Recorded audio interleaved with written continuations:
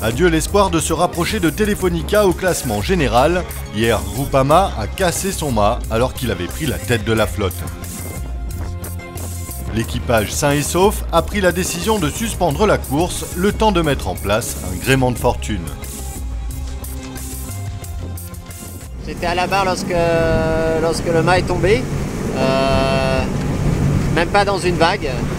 On était auprès dans 20 nœuds, face à la mer effectivement, mais sans que ce soit non plus dantesque, loin de là, on était grand voile haute, donc tout allait bien.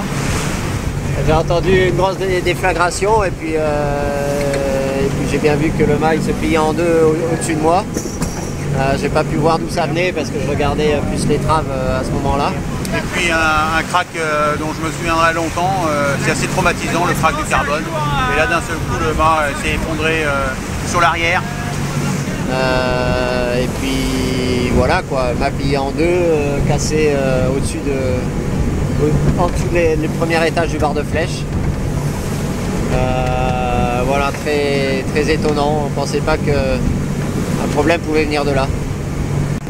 On a suspendu notre course au point du dématage. On est en train d'aller à Punta del Este, essayer de continuer la course jusqu'à Itajaí en imaginant de mettre un gréement de fortune à Punta del Este ou essayer d'arriver troisième encore. C'est un bel espoir.